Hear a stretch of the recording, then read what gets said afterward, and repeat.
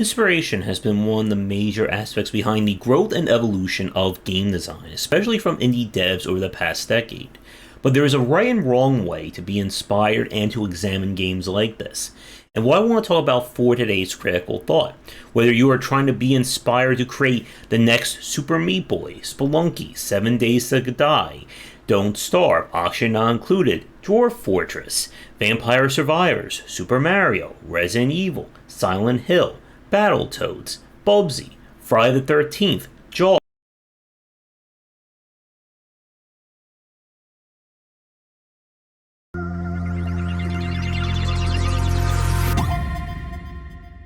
The days in which you can say that your game is 100% unique and original, it came to you in a dream, that came from another dream, from a fever-induced hallucination, are kind of behind us. And there is nothing wrong with being inspired, whether it's by another game, another property, some other medium, whatever. But when it comes to video games in particular, you need to be very mindful when you are working in another genre or looking at another game to build yours off of. And when you sit down to say that I want to do something that somebody else did, you need to answer three very important questions. What did that game do right? What did it do wrong? What can I improve on? Because you need to be able to look at these games objectively and understand that just building the same exact game, or even just the same exact game but better, is not enough to entice audiences. This is the ever popular issue that led to the mobile issues, or just the sheer repetitiveness of a lot of first generation mobile games, the MMO crash and boom of the 2000s. That you cannot just look at a popular game and say, I want to do that. And even if I just get 50%, 25%, 5% of that other game's value, then my game will be successful. Because what we have seen over the past 30 plus years of the game industry is that games that attempt to copy or are inspired, and I mean legitimately inspired by that, it's a completely different game in the genre, but you can still see those foundational DNA elements of that previous game, they don't go on to be as successful or even anywhere near as close. With Slay the Spire and Monster Train, as we've said before, Monster Train in many ways is a more refined, more improved version of the deck building roguelike design of Slay the Spire. But I believe it sits at like 40 to 50,000 fewer reviews on Steam. And we can see this again with any major game that blows up. That what usually happens is that other developers will try and follow suit. Again, I can list stuff like the Battle Royales, the, again, deck building roguelikes, survival games, Five Nights at Freddy's, and I may get stuck in that loop again if I keep going. But when you are looking at these games, you also need to consider something very important. Why should I play your game and not their games? And some of you out there will say, well, my game is better. But again, most people don't care about that. And it sounds weird to say it like this, but this actually goes into a lot when we talk about marketing and brand awareness that I want to spend the back half of this critical thought talking about. But when developers are trying to build a game in another genre or try to look at another game and build theirs off of, you have to understand that your game cannot be worse than that game. It can't even be equal to that game. It needs to be above and beyond. And this was kind of the MO of kind of peak Blizzard, late 90s into the 2000s. As we said before, Blizzard as a company does not really innovate. They do not really go outside the box. But what they've been masters of at their peak is iteration. Taking an idea and saying, how can we make this so much more improved? How can we reinvent the wheel? And when this works, it kind of does the innovation onto itself. Again, there is a huge difference between the MMOs that were released in the late 90s, early 2000s, and what we got with World of Warcraft. I think that was 2004. And when you go that above and beyond, it does allow you to kind of overtake other games. Another very big example, of course, would be Fortnite. Again, Fortnite was certainly not the first Battle Royale game, but it was the first one to achieve this mass market success by greatly iterating on the previous concepts and, of course, presenting it in a package that is very palatable to a wider audience. Now, for most of the games that you are going to be inspired by, again, some of the ones I mentioned at the start of this video, they were already peak mass market. They already did that job of trying to be as appealing as possible. Now, did they do everything right? Of course not. And that's, again, another very salient point we need to talk about. There is always room to improve a game's design, its approachability, its UI, UX. And as a developer who's studying another game, this is something that you need to latch onto when you are studying and analyzing them. Because you want to capitalize on any mistakes, even just nitpicks, that you can see and improve your game on. But as I said, that's not enough. You have to be able to, again, answer that question, why should I play your game? And this is why, for a lot of the games that try to be inspired by another game, they tend not to have that answer. You cannot just say, it's just like this but better. You certainly can't say, it's just like this but worse. And when you are trying to build your game, you want to explore different avenues. If this game was meant for super hardcore, grandmaster players, what does a lower level, easy to novice version of this game look like? And vice versa as well. I mean, that is kind of where we've seen the basis of the Kaizo market, especially for platformers. Everyone played Mario and said, why don't we try making this a lot harder? And when you are trying to approach games like this, it can be difficult to figure out what the market is. Because again, you already know that people like game X, but do they like that kind of game, but with a different intended approach or design? As I said, you cannot just build that same game and think, oh, everyone who played this game is now going to come over to my game. That led to the MMO crash of everyone just saying, what if we did World of Warcraft but with Star Wars, or Star Trek, or Lord of the Rings, or Dungeons and Dragons, or superheroes, or more superheroes, or even more superheroes than that. And when you are trying to figure out what this game did right, this is about understanding the appeal. Why is someone playing a game like Elden Ring? Why are they playing FTL or Slay the Spire? And one of the things that we've seen on Twitter, and even just among people who cover games on YouTube, is that they generally have trouble, I think, being able to answer, why are people playing this game? You'll see people have bad takes in terms of, well, the game did all this wrong, so surely that means people don't mind issues. And again, that is another topic that we're going to probably be ranting about on the Key to Games podcast, either before or after this video goes up. And being able to figure out why a game works is, again, just half of the puzzle. You have to understand what stops people from playing. This is, again, why we harp on UX and pain points. Because every game has pain points. It doesn't matter if you are designing Stellaris or Candy Crush Saga. There is something that's going to stop people from playing. And you'll oftentimes have to look really hard at these games to see what could do it. It could be a mechanical issue in terms of how much they require the player. I mean, the whole endless runner genre was pretty much birthed out of the idea of, what if we take movement out of the equation when it comes to platforming and action games? The whole QTE driven genre. And again, we can just keep listing. But I want to talk a bit more about why you cannot just have the same target as another game.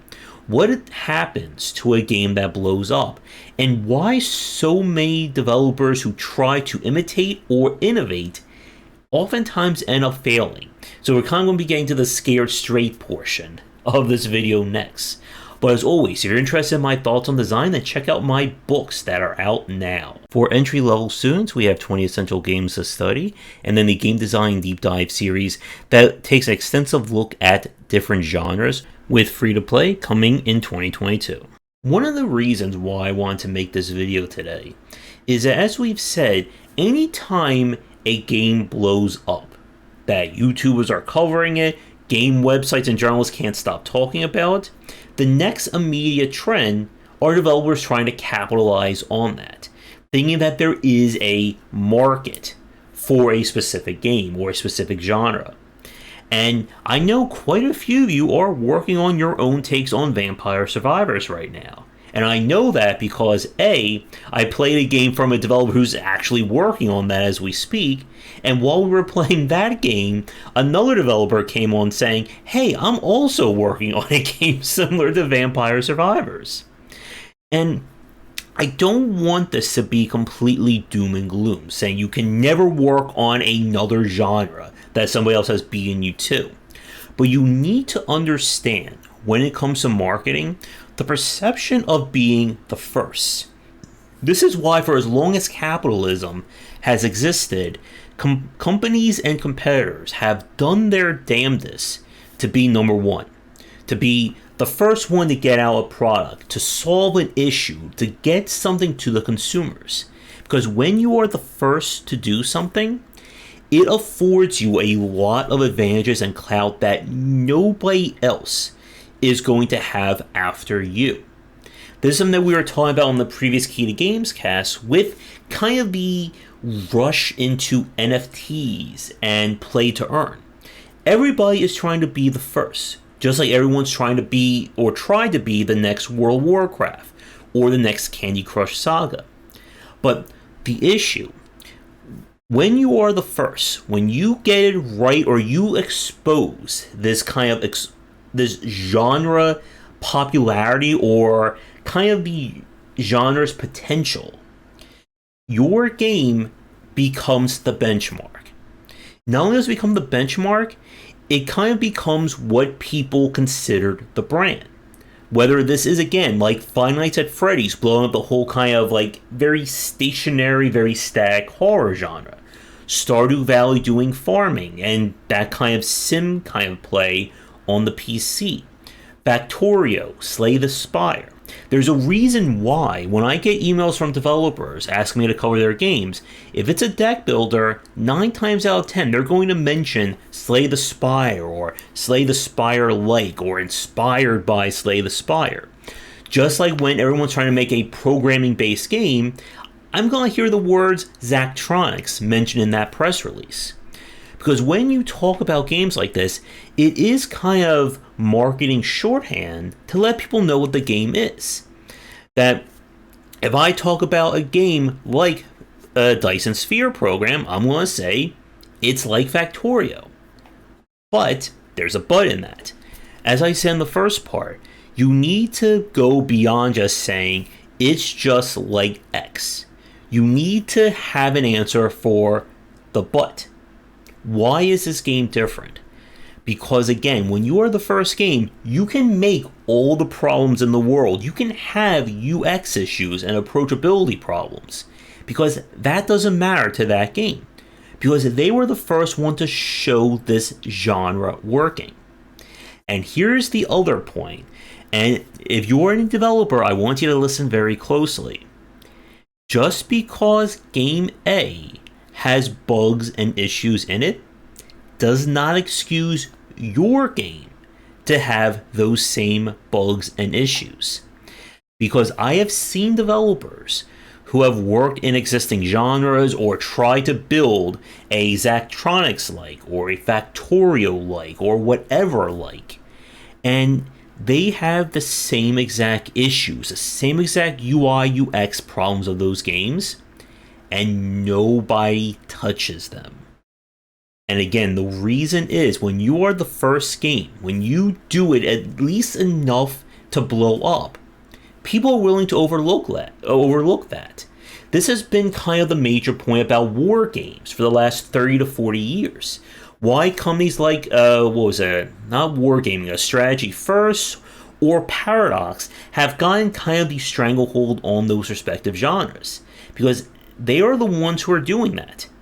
If you are a small developer trying to build a war game or a grand strategy game, you have to go above and beyond those other games. Because if you don't, people aren't going to come and look at your title. And as we've said, it cannot just be enough of doing things a little bit better. You have to have, again, that answer, why should I play this game? And it is a very tough question to answer. Because you have to look at this market and understand, yes, people are expecting X. But if they're already getting X from that very mega popular game, what can I do differently? And that takes studying a lot of games. It takes you having to look at all examples of the genre, not just the good ones, the ones that have already made hundreds of thousands of copies sold and thousands upon sometimes millions of reviews on Steam or any site, but the ones who maybe only have 5,000 reviews. They may only have 5 reviews on Steam. And you have to figure out, why did they fail? And most often when we do look at games like this, they will fail because either they have issues that are either in those other games or not, or they just didn't go far enough. And this again even takes us to the point about aesthetics and branding. That if your deck builder or your Factorio like or your Stardew Valley looks worse than those games, it does not matter if you have 10 to 100 times better mechanics and gameplay. People are not going to look at that. And it is a very harsh and bitter pill to swallow. But I've seen, again, games that have been inspired by these titles that do legitimately different things, but when you put them side by side, the original game still looks more appealing. And again, this is one of the challenges when we talk about competition in the game industry. You may not be directly competing with these games, but you are competing for the consumer's attention. And if they see a game that has the aesthetics of a game like Grease or Disco Elysium, and they see your game that uses nothing but basic stick figures or very crude art, why are they going to come to your game? Now, some of you will argue, well, let me get my game in the hands of YouTubers. Let them cover it and, shout their praises. But again, people who cover games, they're also looking for the big name titles to play and show off on their channels and their sites. It's again why, when a game blows up, every major YouTuber and streamer is going to cover in some way, shape, or form. Because I'm sure right now nobody else is playing Elden Ring as we speak on Twitch or YouTube. And it is very discouraging to talk about this.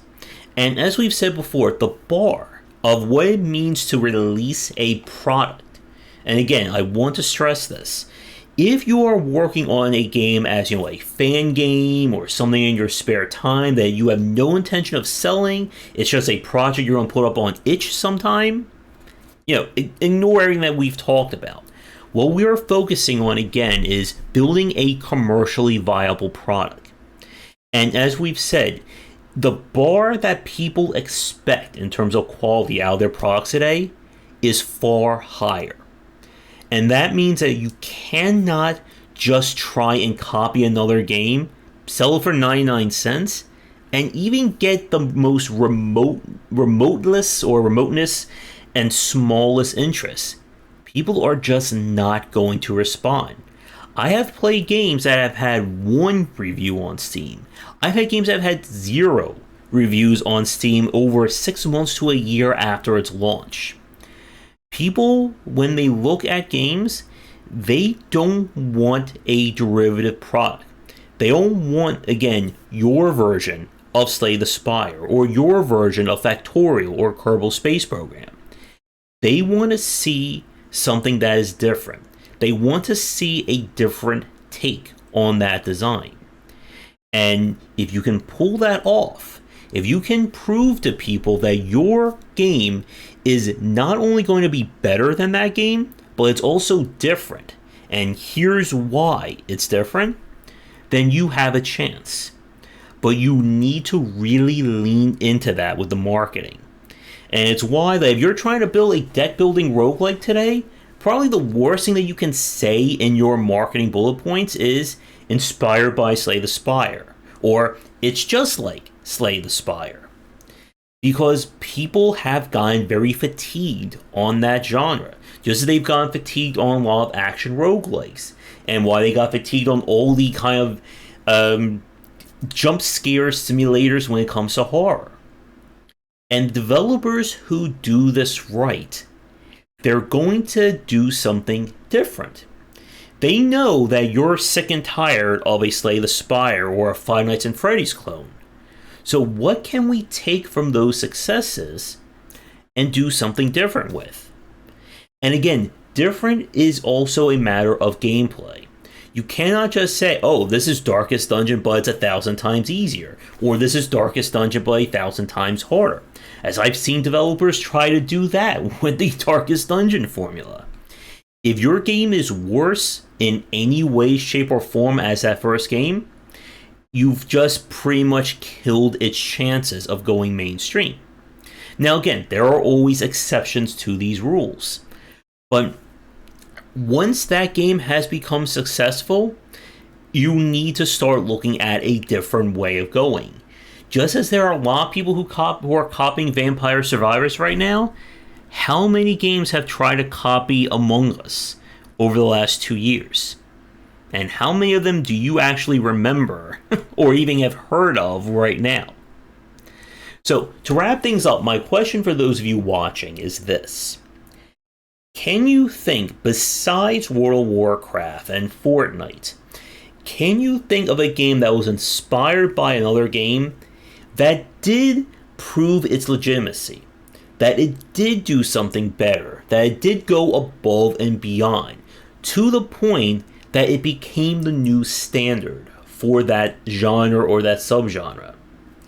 So, with that said, thank you so much for watching. Do all the liking, subscribing, and commenting that YouTube demands of you. Check out our Discord and Patreon link down below, and come back for daily discussions on game design here and on Game Wisdom, where we examine the art and science of games. Until next time, take care.